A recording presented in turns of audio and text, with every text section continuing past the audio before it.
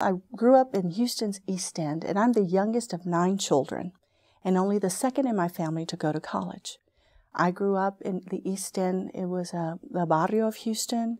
I went to one of the poor schools in HISD. It's a public school my entire life.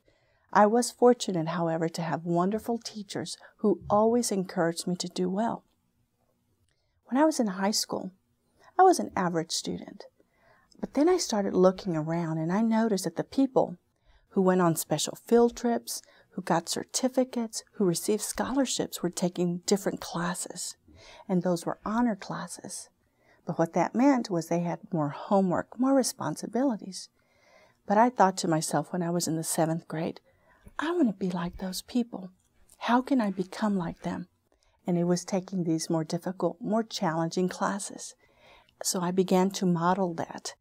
And by the time I was getting ready to graduate, my GPA was excellent. I graduated with an A average. I was class president. I was cheerleader. I was editor of our school newspaper. I was voted most likely to succeed. I was voted, best personality, etc., etc. Again, because I had the confidence to believe that if I worked hard, there would be a benefit at the end of the day. And so I did that. And when it was time to go to college, I wasn't sure where to go because I wasn't sure how to go about doing that. And fortunately for me, I had teachers who said, Laura, you need to go to college. And I started applying for school. I went to the University of Houston, and I worked while I was in college. I had 3 jobs. I went to college. I graduated in 3.5 years. I had 3 jobs, finished, and was so happy it was over. It was not easy. When I first went to college, it was very different because in my high school, I knew everyone and everyone knew me. When I went to college, it was large. There were hundreds of students in my class, and I felt alone. But I realized that I was there for a reason, and the reason was to get an education. And little by little, I made a few more friends, and I just really understood the value of education, and it was my job to go in, take my classes, and get out of there as soon as I could. And I did that. Later on, I started working at the University of Houston. After I worked, my mentor said, Laura, you need to get a master's. I said, what? Go back to college? No way.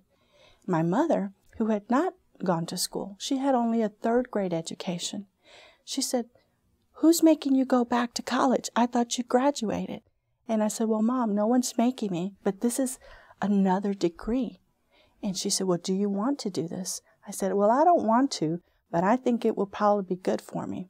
So I went back. I received my master's degree. Later, I was married. My husband and I had a daughter. And once again, some of my mentors said, Laura, you need to go back and get a doctorate.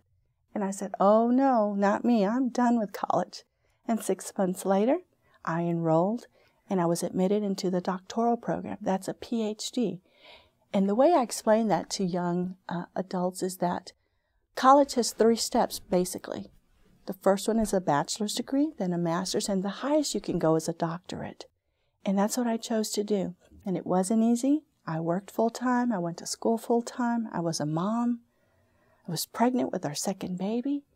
And then, a semester before I graduated from college, my mother had a massive heart attack.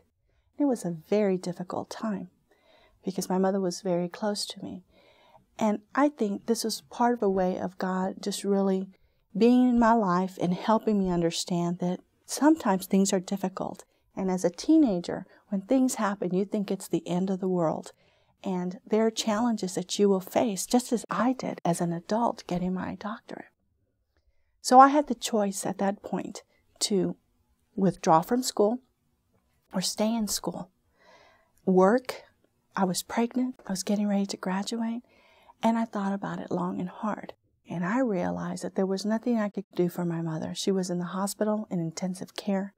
The best thing I could do was take my books and my computer to the hospital as I sat there very, very pregnant with our 2nd daughter. And for 2 weeks, we were in the hospital where they'd said that my mother would probably only live 3 days.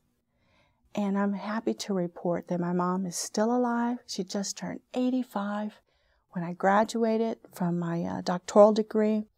my husband, our second daughter, and my mom were at the end of the stage greeting me, and we were all so happy. But it just, again, it hopefully is helpful to you to know that while you're going on with life and doing things that are important, you will have challenges. And sometimes the challenges depend on how you react to it.